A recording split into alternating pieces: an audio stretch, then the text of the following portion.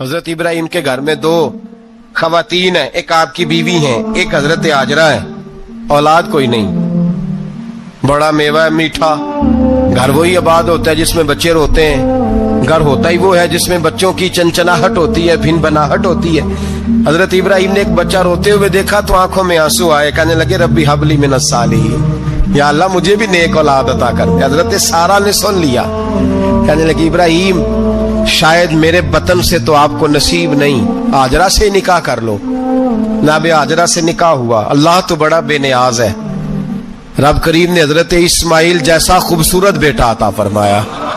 بیٹا کالا سیاہ بھی ہو تو سینے کی ٹھنڈک ہوتا ہے، پر یہ تو وہ بیٹا ہے جس کی پیشانی میں نور محمدی چمکتا ہے صلی اللہ علیہ وسلم۔ حضرت سیدنا اسماعیل علیہ اتنے خوبصورت، اب جس بیوی کے ہاں بیٹا تھا بیٹھنا اٹھنا بھی زیادہ اس کے پاس، آنا جانا بھی اس کے پاس، توجہ ادھر ہو گئی۔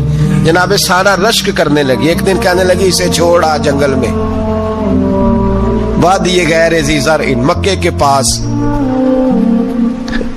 بھائی ایک بیٹا عالم دین بنا لو، کہنے لگا روٹی کہاں سے کھائے گا؟ تیرے 5 بیٹے ہیں، کو حافظ قرآن بنا، کہتے روٹی کہاں سے کھائے گا؟ وہ بچہ بھی کہتا ہے میں کہاں سے کھاؤں گا؟ حضرت ابراہیم علیہ السلام تو چند مہینے کا بچہ چھوڑ آئے، تو کہاں سے روٹی کھائی حضرت اسماعیل نے؟ کہاں سے کھائی ان کی اماں نے روٹی؟ بھوکے مر جاتے ہیں یہ سارے۔ میں بڑی ذمہ داری سے کہا کرتا ہوں کہ جتنی خوبصورت روٹی اللہ کریم دین کے خادموں کو عطا کرتا ہے شاید کسی اور کے نصیب ہوتی ہو، لیکن ہم لوگ توجہ ہی نہیں کر رہے، ہمارا ذوق ہی نہیں بن رہا، ہم یہ محنت ہی نہیں کر رہے کہ قوم کو مستند علماء کی ضرورت ہے، علاقوں کے علاقے خالی ہیں، ادھر ہمارا مزاج ہی نہیں بن رہا، توجہ ہی نہیں دین کی خاطر۔ اور پھر چلے بچے تو بعد کی بات ہے نا، جو ابھی خود جوان ہے وہ بھی تو یہ دعا، ایک صاحب مجھے کہنے لگے میں دعا مانگ رہا ہوں اللہ مجھے بیٹا دے تو میں اسے دین پہ لگاؤں گا، تو میں نے کہا آپ بھی بوڑھے نہیں ہوئے، آپ خود ہی لگ جائیں، بیٹا تو ابھی آئے گا تو لگے گا نا، تو آپ تو اس وقت ہے تو آپ تو پہلے لگے نا صاحب، 2 گھنٹے تو نکال کے آئے، دین سیکھنے کو کافی ہے۔ آپ اتنی لمبی سوچ رہے ہیں کہ بچہ آئے گا تو بڑا ہوگا تو وہ جائے گا تو دیکھی جائے گی، ابھی تو آپ ہیں تو آپ تو آؤ۔ حضرت ابراہیم نے بچہ وہاں چھوڑا۔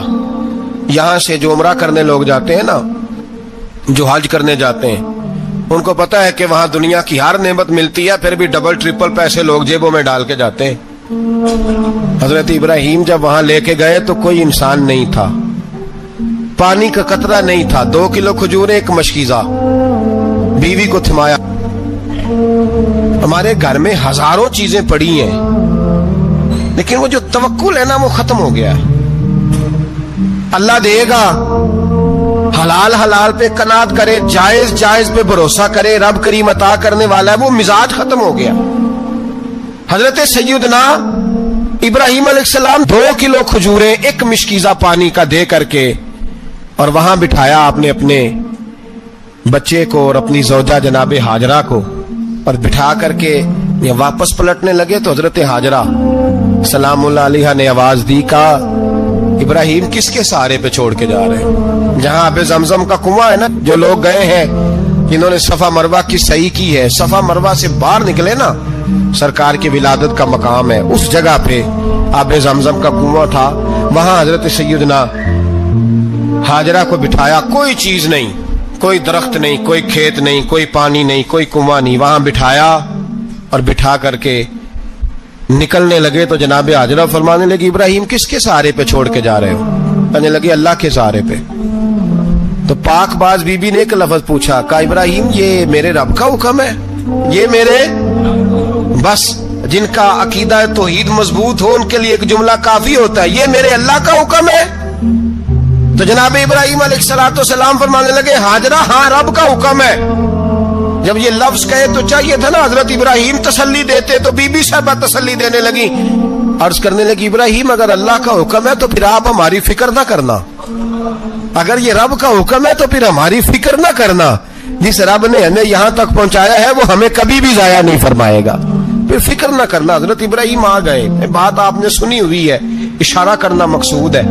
13 سال میں چلے مان بھی لیا جائے بعض روایات کی روشنی میں کہ آتے جاتے بھی رہے، لیکن مکمل دیکھ بھال اپنے بچے کی پرورش میں پورا حضرت ابراہیم علیہ السلام کا کردار، سارا کردار ماں کا تھا۔ میں جب خواتین کے بارے میں کوئی بات کرتا ہوں تو میں آپ کو اکثر کہتا ہوں کہ یہ صرف بیوی کے لیے حکم نہیں ہوتا، یہ ٹریننگ بیٹی کو دینی ہے اور بہن کو دینی ہے، یہ تربیت کریں اپنے گھر میں۔ میں تجربے کی روشنی میں یہ بات عرض کیا کرتا ہوں کہ بھائی بچے باپ کے فرما بردار اس وقت ہوتے ہیں جب اماں انہیں باپ کا فرما بردار کرتی ہے، اور بچے باپ کے نافرمان بھی تب ہوتے ہیں جب اماں انہیں باپ کا۔ میں نے اپنے کانوں سے سنا ایک دفعہ ایک بچہ اپنے باپ سے کہہ رہا ہے آپ نے تو ساری زندگی باہر گزار دی، پیسے کمانا کون سا مشکل کام ہے، دکھ سکھ تو سارے اماں نے برداشت کیے، سکولوں میں وہ جاتی تھی، فلانا کام وہ کرتی تھی، فلانا کام۔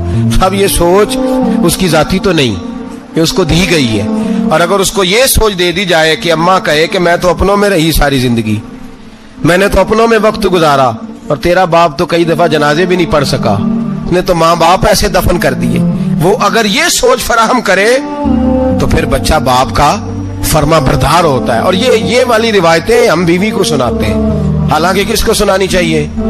بولیے، بہن اور بیٹی کو، بہن اور بیٹی کو سنائیں یہ باتیں، ان کو سمجھائیں، تاکہ آگے جا کے وہ جو گھر ترتیب دے وہ گھر بڑا عمدہ اور نکھرا ہوا ہو۔ حضرت سیدنا ابراہیم 13 سال کے بعد آئے، چونکہ گھر میں اللہ تبارک و تعالیٰ کی دوستی کا چرچا تھا، اللہ تبارک و تعالیٰ کی محبوبیت کا غلبہ تھا۔ 13 سال کے بعد فلما بالغ معہ السعی، بیٹا جب اتنا بڑا ہوا کہ ساتھ چلنے لگا، تو حضرت ابراہیم نے اپنے بیٹے کو بلا کے کہا بیٹا مجھے خواب آئی ہے، میں تجھے ذبح کر رہا ہوں، تیری کیا رضا ہے؟ تو حضرت اسماعیل کہنے لگے یا ابت افعل ما تؤمر، ابا جی اللہ جیسے حکم دیتا ہے میرے ساتھ ویسے ہی کریں، جیسے اللہ حکم دیتا ہے ویسے ہی، بولیے، ویسے ہی کریں۔ حضرت حاجرہ کو کہا کہ ایک دوست نے دعوت کی ہے تو وہاں جا رہے ہیں، بی بی مطمئن ہے، تفصیلات کی ضرورت نہیں، ختم بات، اعتبار ہے، مطمئن ہو گئی۔ شیطان پیچھے سے آیا اماں کے پاس، ذرا تھوڑی دیر کے لیے تصور جمائیے،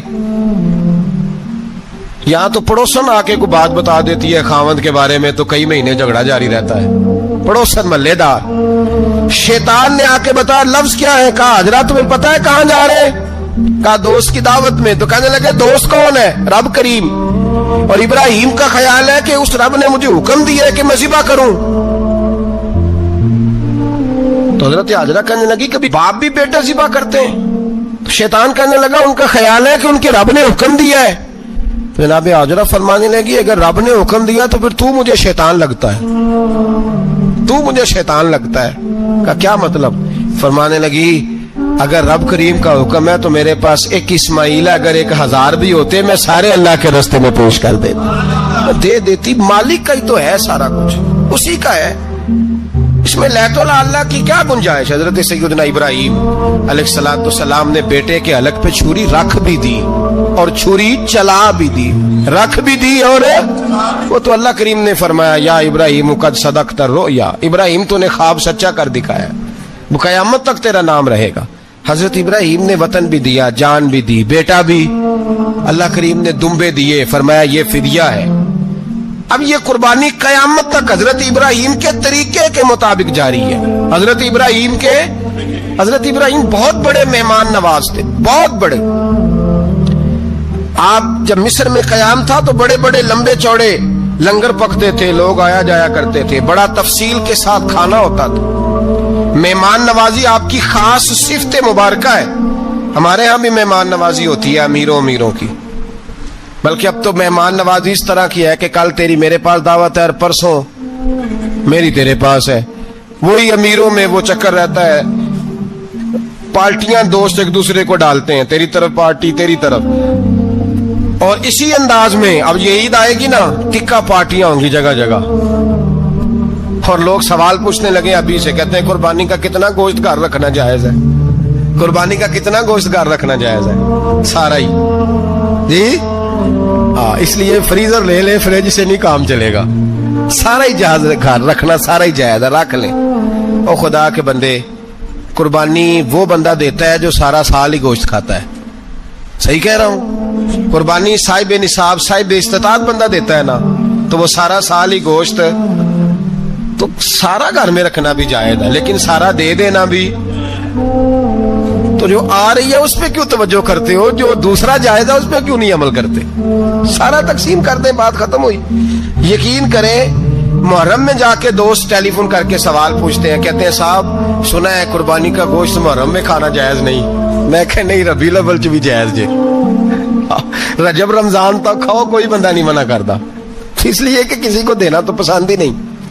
یا پھر اس میں سے جو خاص خاص چیزیں ہیں وہ اپنی فریج میں، اور باقی جو ہے وہ دوسروں کے لیے۔ یہ کیا طریقہ ہے ہمارا؟ قربانی اسلام کا ایک خوبصورت ترین عمل ہے، یہ محبوب ترین عبادت ہے اللہ تعالیٰ کی۔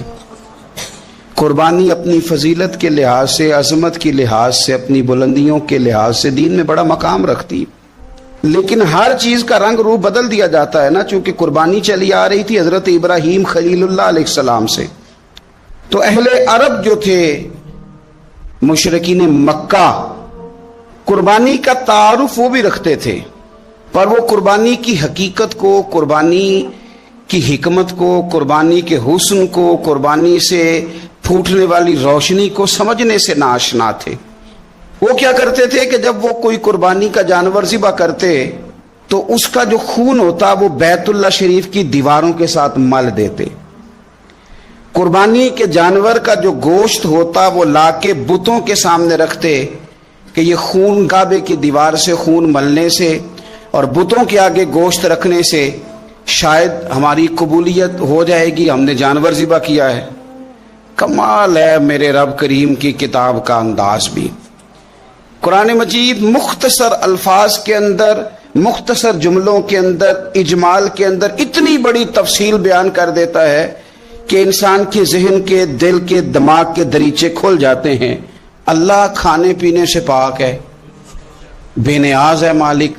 رب کریم نے فرمایا لن ینال اللہ لحومہا، فرمایا ہرگز نہیں پہنچتا اللہ کی بارگاہ میں تمہارا گوشت، ولا دماؤہا، اور نہ ان کے خون، نہ اس جانور کا گوشت اللہ کی بارگاہ میں پہنچتا ہے، نہ خون پہنچتا ہے۔ تو مالک پہنچتا کیا ہے؟ ولیکن ینالہ التقوی منکم، بلکہ رب کی بارگاہ میں تو تمہارے دلوں کا تقوی پہنچتا ہے۔ تمہارے دل میں کیا ہے، تم اپنے رب کی رضا کتنی چاہتے ہو، یہ بات جاتی ہے۔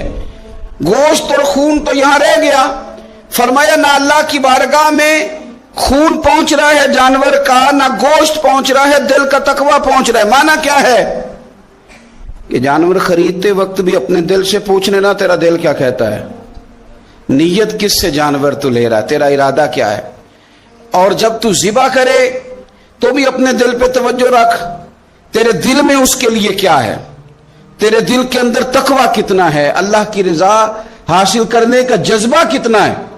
اور جب تو اس کا گوشت بانٹے تو پھر بھی تیری نظر آنے والے بندے پر نہیں ہونی چاہیے، جس گھر میں گوشت جا رہا ہے اس گھر پر تیری نظر نہیں ہونی چاہیے، بلکہ تیری نظر تو رب کی رضا پہ رہنی چاہیے۔ اللہ کی بارگاہ میں جو چیز جائے گی وہ دل کا تقوی جائے گا، اپنے دل پر محنت کی جائے، دل کی خواہشات، دل کی نیتوں کو، ارادوں کو صحیح کیا جائے۔ ایک آیت نے سارا فلسفہ بیان کر دیا کہ نہ وہاں خون جاتا ہے نہ گوشت جاتا ہے، وہاں تو تمہارے دل کا تقوی جاتا ہے، تو جس چیز نے وہاں جانا ہے اس پر زیادہ توجہ ہونی چاہیے تھی، اس کا زیادہ خیال ہونا چاہیے تھا۔ یہ فلسفہ ہے قربانی کا کہ آپ کی نیت کیا ہے، کسی کام کے لیے آپ کا ارادہ کیا ہے۔ ہمارے ہاں قربانی کے ساتھ جس طرح جانور منسلک ہے نا، کہ قربانی میں جانور ہونا بڑا ضروری ہے اور قربانی کے لیے پیسے ہونا بڑا ضروری ہے، اسی طرح قربانی کے اس سارے سیزن کے اندر کسائی کا بھی بڑا رول ہے، اس کا بھی ایک بڑا کردار ہے، وہ بھی بڑی اہمیت کی حامل پرسنالٹی ہے ان دنوں میں، اور پہلے سے بڑے سارے معاملات ہیں، اور اس دن کسائیوں کے جو معاملات ہیں ان کی جو بھاگ دوڑ ہے وہ بھی ایک پوری داستان ہے، چونکہ بہت ساری جگہوں پہ انہوں نے جانا ہوتا ہے، اور جہاں وہ بیٹھے ہوتے ہیں ان کو بھی کافی جلدی ہوتی ہے کہ جلدی سے جانور ذبح ہو جائے، جلدی سے گوشت بن جائے، اور جس جگہ انہوں نے بعد میں جانا ہوتا ہے ان کے بھی 15 فون آ چکے ہوتے ہیں۔ تو وہ جو خاص اسلام حکم دیتا ہے اس موقع پر، اور نبی پاک علیہ الصلوۃ والسلام کی جو خاص نصیحتیں ہیں اور حضور نے جو خاص احتیاطیں بتائی ہیں وہ احتیاطیں پوری نہیں ہوتی. دیکھیں آپ اس فلسفے کو سمجھیں کہ قربانی کی تعریف یہ ہے کہ مخصوص جانور مخصوص وقت میں اللہ کی رضا کے لیے ذبح کرنا ہے, اللہ کی رضا کے لیے. اب یہ نہیں ہے کہ آپ نے فٹافٹ آؤ دیکھا نہ تاؤ دیکھا, جس طرح کی چھری آپ کو مل گئی جس طرح ہو سکا بس اس کو مار دینا ہے. اسے ذبح کرنا ہے اور اچھے طریقے سے کرنا ہے. یہ حدیث آپ کو سیاستہ میں ملے گی, مسلم شریف میں ملے گی, ابو داؤد شریف میں ملے گی. حضرت شداد بن اوس رضی اللہ تعالیٰ عنہ حدیث کے راوی ہیں. نبی پاک صلی اللہ تعالیٰ علیہ وسلم نے فرمایا احسان کرنا اللہ نے فرض کیا ہے ہر چیز پر. مالک نے ہر چیز پر احسان کرنا فرض کیا ہے. تو فرمایا جب تم ذبح کرو تو اچھے طریقے کے ساتھ ذبح کرو, چھری کو تیز کرو, اور فرمایا ذبح ہونے والے جانور کو آرام پہنچاؤ. اچھے طریقے سے ذبح کرو, چھری تیز ہو, اسے آرام ہو, اسے تکلیف نہ پہنچاؤ. اچھے طریقے سے ذبح کرو, اسے ٹھنڈا ہو لینے دو, پھر اس کی کھال اتاری جائے, تھوڑی احتیاط کی جائے, اچھے طریقے سے چیزوں کو لیا جائے. آپ دیکھیے حضور ایک بات کرتے ہیں لیکن سوچ کے دھارے بدل کے رکھ دیتے ہیں. رسول کریم صلی اللہ تعالی وسلم گزر رہے تھے تو ایک شخص نے بکری کے پہلو پر پیر رکھا ہوا تھا اور وہ چھری تیز کر رہا تھا.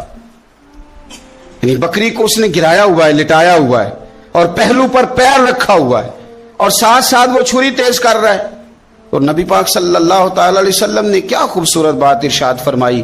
حضور علیہ الصلوۃ والسلام فرمانے لگے تم اسے دو موتیں دینا چاہتے ہو, دوہری تکلیف میں گویا تم مبتلا کرنا چاہتے ہو, اس کے سامنے ہی تم چھریاں تیز کر رہے. حضور فرمانے لگے دو موتیں دینا چاہتے ہو, چاہیے تھا کہ پہلے سے یہ سارے اوزار تمہارے تیار ہوتے تو اس دن کسی ایمرجنسی کا شکار نہ ہو. 3 دن شریعت نے اسی لیے تو رکھے تھے, اسی لیے تو وقت رکھا تھا. آپ اس طرح کا کوئی ماحول نہ بنائیں جس سے جانور کو بھی تکلیف ہو, اذیت ہو. میں نے کہا کہ میرے کریم فرماتے ہیں رب نے ہر چیز پر احسان کرنا فرض کیا. اچھے طریقے سے ذبح کریں, چھری کو تیز کریں, جانور کو آرام پہنچائیں. لیکن دکھ کی بات یہ ہے کہ ہم ایک دوسرے کا ساتھ نہیں دیتے, مقروض ذہنی اذیت کا شکار ہے. 3 دن ہے نا عید کے, تو ایک جوڑے سے بھی گزارے جا سکتے ہیں, ایک سے بھی. اکثر لوگ تو ویسے ہی عید کی نماز پڑھ کے سو جاتے ہیں, اور جو بیدار بھی ہیں وہ بھی کپڑے بدل کر کے جانور کے ذبح میں مشغول ہیں. ہم نے اس عید پہ کوشش کرنی ہے کہ ہماری گلی میں, ہمارے محلے میں, ہمارے دائیں بائیں تھوڑا سفر کریں, بچوں کو دیکھیں, سرکاری سکول سے نکلتے بچوں کو دیکھیں, مساجد مدارس سے نکلتے بچوں کو دیکھیں. ہم نہ ایک ایک 2 کا ساتھ دیں. میں نے جمعے میں امیر لوگوں سے کہا تھا کہ قربانیاں کرنی تو ہے ہی, تو تم تو سارا سال گوشت کھاتے ہو. کیا آپ کو بتاؤں کہ ہم اس وطن میں رہتے ہیں جہاں فریج اور فریزر بڑی عید سے پہلے زیادہ بکتے ہیں. فریج نہیں لے آؤ, بڑی لے آؤ, چونکہ گوشت سیو کرنا ہے. سارا سال بھی تو ملتا ہے نا امیروں. میں نے تو کہا تھا اس گاؤں میں لے جاؤ جہاں قربانی کوئی نہیں کر رہا, ذبح ہی وہاں جا کے کر لو. تھوڑی سی گنجائش بنائیں اپنے دلوں میں. یہ ضروری نہیں کہ سامنے والا آپ کا شکریہ بھی ادا کرے, اپنے گھروں میں تھوڑا حوصلہ قناعت لائیں. حضرت عائشہ صدیقہ رضی اللہ تعالیٰ عنہ فرماتی ہیں ایسا نہیں تھا کہ ہمارے گھر کے اندر مال نہیں آتا تھا, اللہ کے فضل سے بڑا کچھ آتا تھا, لیکن فرماتی ہیں ہم احسار کر دیا کرتے تھے. حضور کا مزاج احسار کر دینے کا ہے. یاد رکھنا شمع سے اگر کئی شمع جل جائیں تو اس کی روشنی میں کبھی کمی نہیں آتی. ہزاروں دیے بھی جل جائیں تو یہ دیے ماند نہیں پڑتے. مہنگائی بڑی زور کی ہو گئی, غریب آدمی کی آزمائش بڑھ گئی. ہمیشہ مہنگائی سے غریب لوگ متاثر ہوتے ہیں. امیروں کی تو چیزیں مہنگی ہو جاتی ہیں, وہ تو سنگل انہوں نے جمع کی ہوتی ہیں, مہنگی ہوتی ہیں تو ڈبل میں بیچتے ہیں. غریب پستا ہے. لیکن دکھ کی بات یہ ہے کہ ہم ایک دوسرے کا ساتھ نہیں دیتے, مقروض ذہنی اذیت کا شکار ہے. 3 دن ہے نا عید کے, تو ایک جوڑے سے بھی گزارے جا سکتے ہیں, ایک سے بھی. اکثر لوگ تو ویسے ہی عید کی نماز پڑھ کے سو جاتے ہیں, اور جو بیدار بھی ہیں وہ بھی کپڑے بدل کر کے جانور کے ذبح میں مشغول ہیں.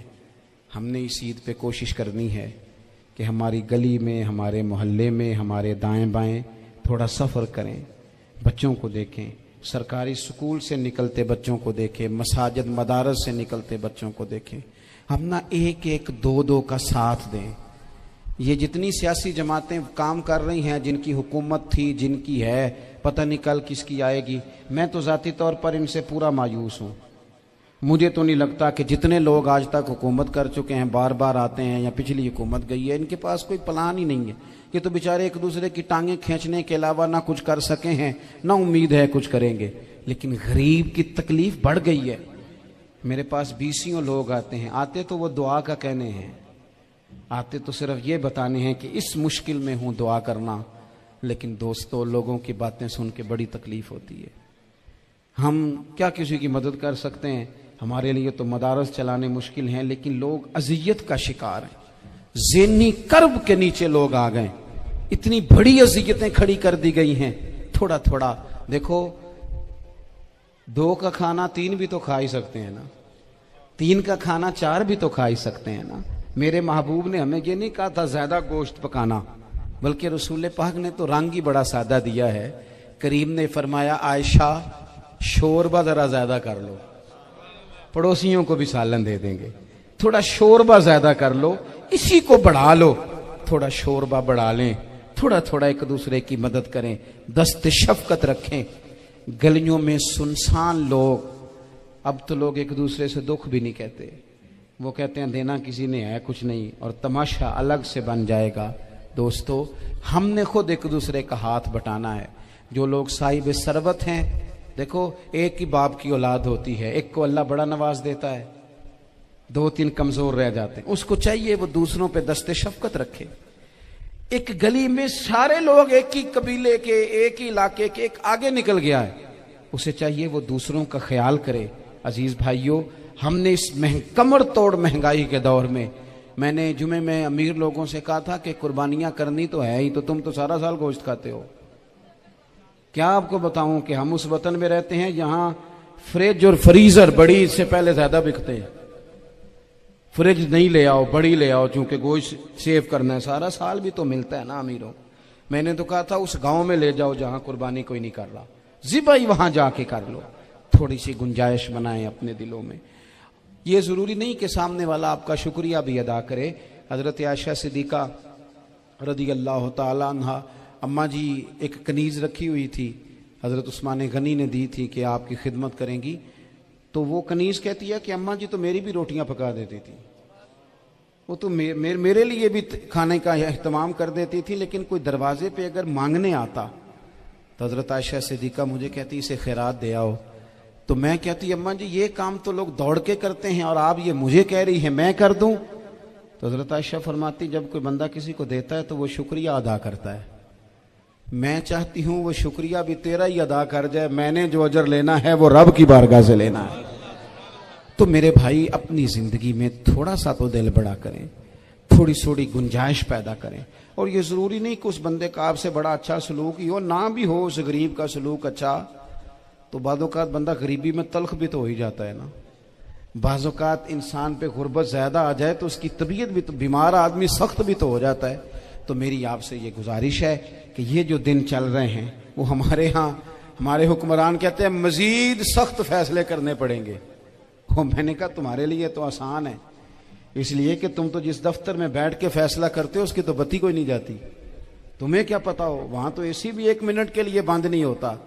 ये तो उससे पूछो बाप से कि जो ईद से पहले अपनी बीवी से मशवरा कर रहा है कि ईद आ गई है, अगर बेटी के घर कपड़े ना भेजे तो उसकी सास बातें करेगी। ये छोटी ईद गुजरी थी ना, तो हमारे यहाँ कुछ लोग समझते हैं कि सखावत सिर्फ रमजान में ही करनी है, और रमजान में सवाब ज्यादा है, वरना राशन वंडन वाले और लोग को ईदों बाद भी भूख लग दीजिए, ईद के बाद भी उसी तरह ही गरीब के साथ पेट होता है, लेकिन तवज्जो नहीं। एक तो ज़ौक़ इल्म पैदा करें, एक अपने घर में इत्मीनान का माहौल लाएं। तीसरी गुजारिश ये है कि महंगाई और सख्ती के इस दौर में अपने मुसलमान भाइयों का, अजीज़ों का, अहले मोहल्ला का हाथ बटाएं, प्यार करें। तो मेरे अजीज, अगर लोगों को मसाइल का पता चले तो सैकड़ों घर बच जाएं तबाह होने से, बड़े बड़े घर बच जाएं, लेकिन मसाइल नहीं आते। मेरे पास مسئلہ پوچھنے کے لیے کچھ لوگ آ گئے تو 4-5 سال کا بچہ بھی تھا جس کے والد نے غصے میں اپنی بیوی کو 3 طلاقیں دی تھی. تو چھوٹا سا بچہ، کپڑے بھی پھٹے پرانے، اور حالت بتا رہی تھی کہ غریبی ہے. تو جب میں نے مسئلہ بتایا کہ 3 طلاقیں ہو گئی ہیں تو واپس جانے لگے. تو بچہ مجھ سے کہتا ہے، دیہاتی آدمی تو کہنے لگا، مولوی صاحب میری اماں تے نانی کہنی اسن پوچھ کے آئی آپ کہ ہن اسی لہدا لہدا ہی رہنا ہے. تو اس بچے کی نونہال کی وہ کیفیت دیکھی تو میں رو پڑا. میں نے کہا یار یہ بچہ بیچارہ ماں باپ کے ہوتے ہوئے یہ یتیموں جیسی زندگی گزارے گا کیونکہ باپ نے طلاق دے دی. کس طرح مسائل نہیں بتائے لوگوں کو، تعلیم سے آگاہی نہیں کیا. اور اس میں بہت بڑا ظلم ہے ان لوگوں کا بھی جو جنازے پہ کھڑے ہو کے تو کہہ دیتے ہیں، میری طرح کے لوگ اچھے علماء کی بات نہیں کرتا، وہ کہہ دیتے ہیں دیکھو جن لوگوں کو جنازہ نہیں آتا. بھئی آپ نے کس دن عشاء کے بعد کلاس لگائی تھی جنازہ سکھانے کی؟ یہ تو آپ نے کہہ دیا لوگوں کو قرآن کی ٹھیک نہیں آتا. تو یہاں تو بیچاری بیویاں جن کو صحیح پڑھنا نہیں آتا وہ مشن بنا لیتی ہیں کہ میں نے اتنے 100 کو قرآن پاک پڑھانا ہے. بیوہ ہو گئی ہوں، طلاق یافتہ ہو گئی ہوں، ساری زندگی قرآن پڑھاؤں گی. ہم کیوں یہ مشن نہیں بناتے؟ کیوں اس طرف سفر نہیں کرتے؟ ایک تو دینی معلومات میں، دینی علوم میں اپنے آپ کو لگائیں اور ذوق پیدا کریں کہ جو چیزیں مجھے نہیں آتی میں نے وہ سیکھنی ہے، جو معاملات مجھے نہیں آتے میں نے ان کی طرف سفر کرنا ہے. ایک تو اپنا یہ مزاج بنائیں. اور جب آپ دینی علوم سیکھتے ہیں تو پتہ ہے کون سا منظر قائم ہوتا ہے؟ منظر وہ بنتا ہے کہ حضرت ابو ہریرہ بھی دین سیکھا کرتے تھے، حضرت عبداللہ ابن عمر بھی اصحاب صفہ میں رہا کرتے تھے، حضرت انس بن مالک بھی رہا کرتے تھے. اور ایسا منظر بنتا ہے کہ حضرت سیدہ خدیجہ الکبریٰ رضی اللہ تعالیٰ عنہ فرماتی ہیں سیدہ فاطمہ حضور کی گود میں بیٹھی ہوتی تھی اور نبی پاک سے باتیں پوچھتی تھی اور حضور انہیں بتا رہے ہوتے تھے. سیدہ عائشہ حضور سے دین کی باتیں پوچھتی. چوتھا حصہ ہماری فقہ کے اصول حضرت فاطمہ کی، حضرت عائشہ صدیقہ کی مرویات پر مبنی ہیں. اگر ہماری بچیاں چھوڑ دیں ڈائجسٹ پڑھنا، چھوڑ دیں ادھر ادھر کی مووی دیکھنا اور وہ کتاب و سنت پر آ جائیں تو بہت سارے مسائل ایسے ہیں جو الجھنے سے پہلے ہی سلجھے ہوئے ہوں. دینی تعلیم کا مزاج اور ذوق. اور دوسری آیت کریمہ میں نے تلاوت کی، اللہ کریم نے قرآن مجید میں فرمایا یا ایھا الذین آمنوا قوا انفسکم واہلیکم نارا، اے ایمان والو خود بھی دوزخ کی آگ سے بچو اور اپنے گھر والوں کو بھی بچاؤ. او والد، وہ ماں جو بچوں کو بھوک سے بچانے کے لیے محنت کرتی ہے، ان کو مایوسی سے بہت سارے ماں باپ ایسے ہوتے ہیں جن کے پاس کپڑے لینے کے پیسے نہیں ہوتے عید پہ. کیوں؟ اذان شروع ہوگی جی. عزیز بھائی، جس طرح ہم اپنے بچوں کو دیکھیں، بہت سارے ماں باپ کے پاس گنجائش نہیں ہوتی، لیکن اس نیت سے کہ بچوں کے دل ٹوٹ جائیں گے، عید پہ کیسے گزارا کریں گے، مشکل سے بھی کپڑے خرید کے دیتے. اس طرح ہم اپنے بچوں کو بھوک سے، پیاس سے، مایوسی سے بچاتے ہیں. اس طرح ہمارے رب نے ہمارے ذمے لگایا ہے کہ تم اپنے بچوں کو کوشش کرو دوزخ کی آگ سے بچانے کی. حضرت عمر فاروق رضی اللہ تعالیٰ عنہ نے عرض کیا تھا یا رسول اللہ صلی اللہ تعالیٰ علیہ وسلم، اس آیہ کریمہ کا معنی کیا ہے؟ تو محبوب کریم علیہ السلام نے فرمایا عمر، جن چیزوں کا اللہ تمہیں حکم دیتا ہے تم اپنے گھر والوں کو ان چیزوں کا حکم دو، جن چیزوں سے رب رسول تمہیں منع کرتے ہیں اپنے گھر والوں کو ان سے روکو، اپنے گھر کے اندر نفاذ دین کرنے کی کوشش کرو. میرے بھائی، بہت زیادہ آزمائش ہے ہمارے گھروں میں، بے چینیاں ہیں، اضطراب ہے، بچوں میں سختی ہے، بہن بھائی ایک دوسرے کے ساتھ لڑتے ہیں، مزاجوں میں تلخی آ گئی. کیوں بھلا؟ اس لیے کہ ماں باپ کو جو بہترین کردار اور جو حسین طریقہ گھر میں اپنانا چاہیے تھا، بچے تقریر باہر سے سنتے ہیں لیکن وہ فالو اپنے ماں باپ کو کرتے ہیں. اگر ماں باپ میں حوصلہ ہو، صبر ہو، اطمینان ہو، خودداری ہو، تھوڑے پر گزارا کرنے کا مزاج ہو. دیکھیں نا، آج ڈپریشن ہے، ٹینشن ہے، پینکس اٹیکس ہیں، بڑی ساری چیزیں آ گئی ہیں. کیوں بھلا؟ صبر نہیں، تحمل نہیں، بردباری نہیں. آزمائے. ایک دن ایک بچہ میرے پاس آ گیا مدرسے کا اور آ کے وہ رونے لگا.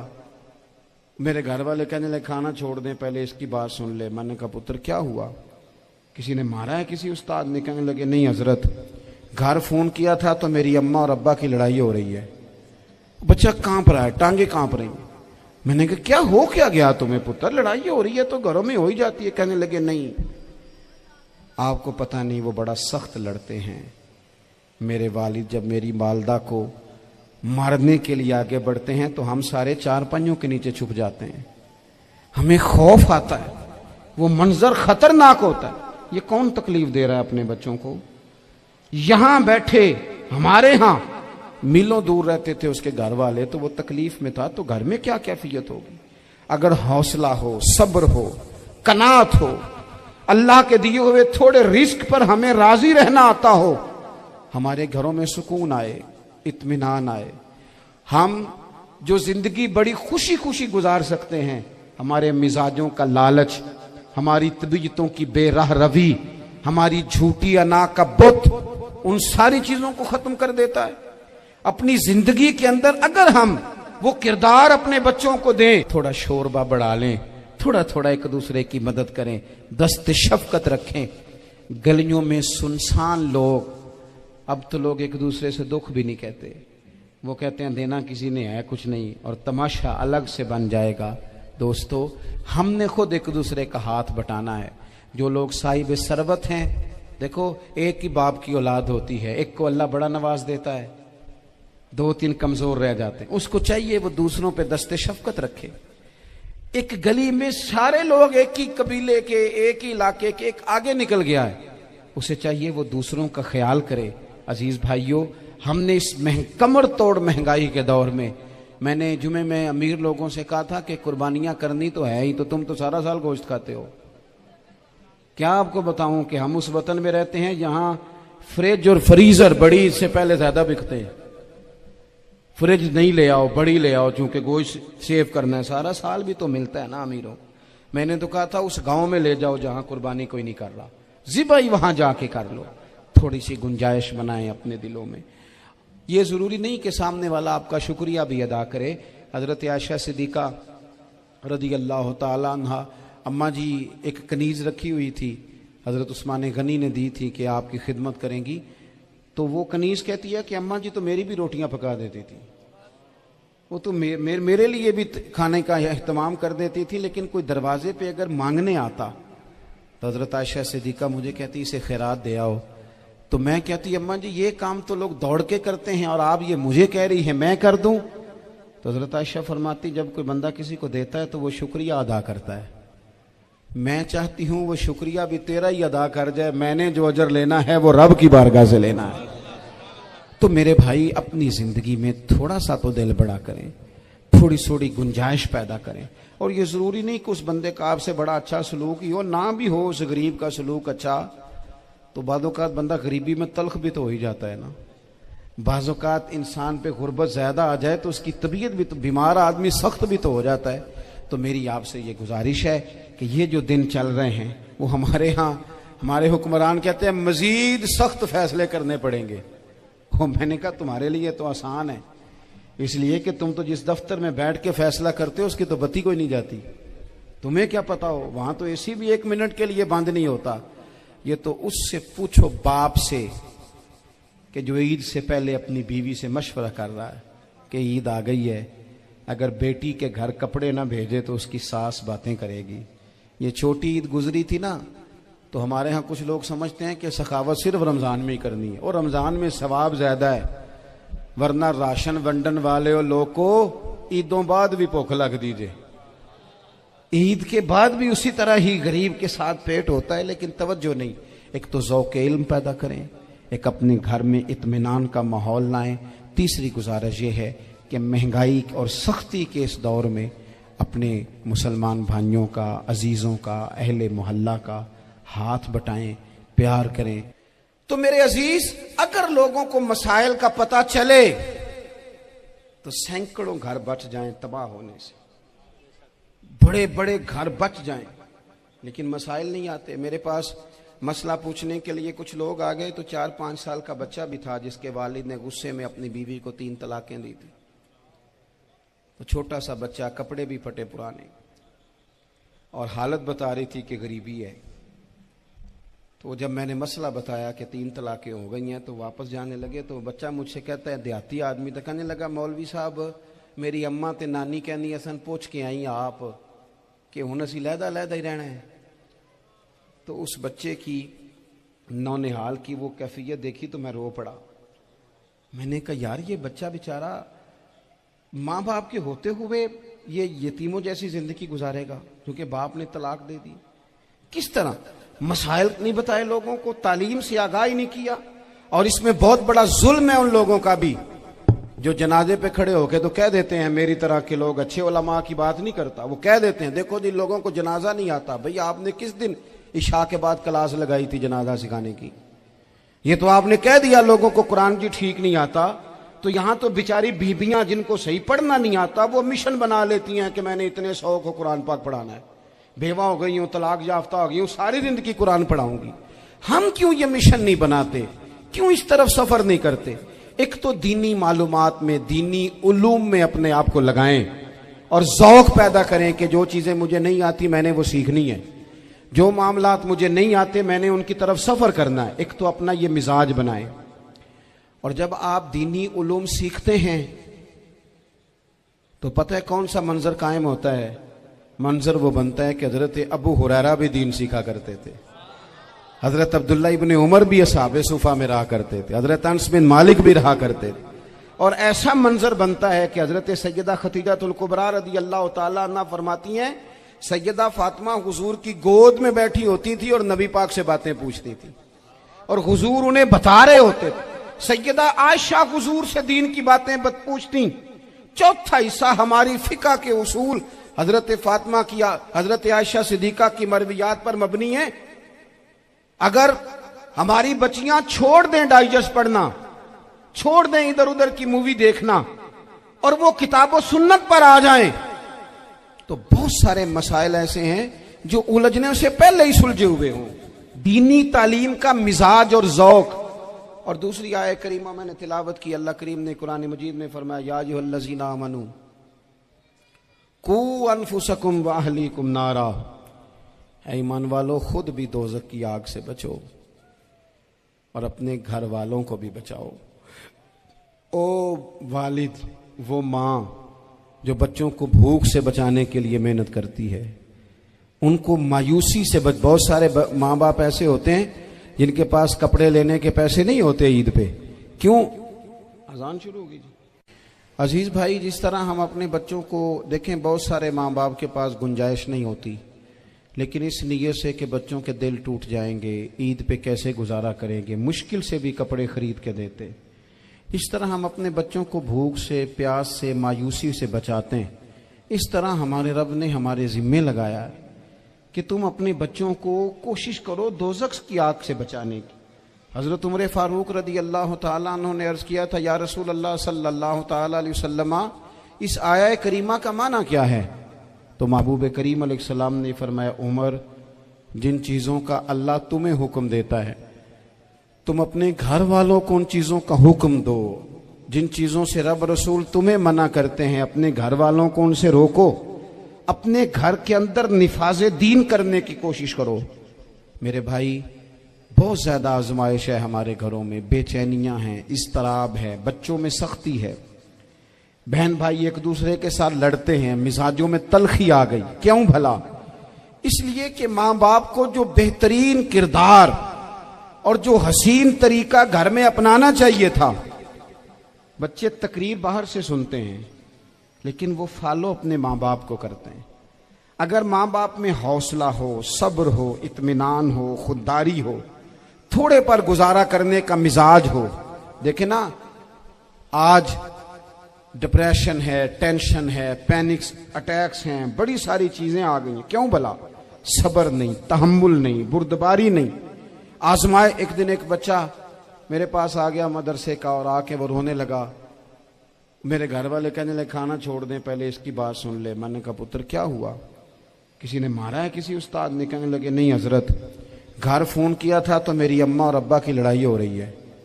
بچہ کانپ رہا ہے، ٹانگیں کانپ رہی ہیں۔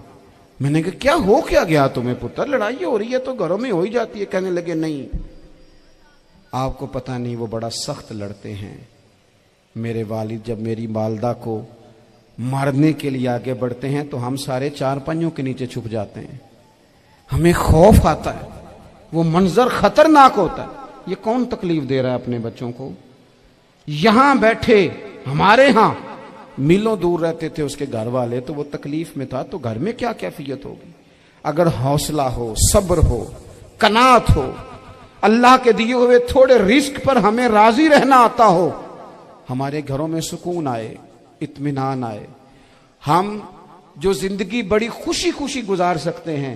ہمارے مزاجوں کا لالچ، ہماری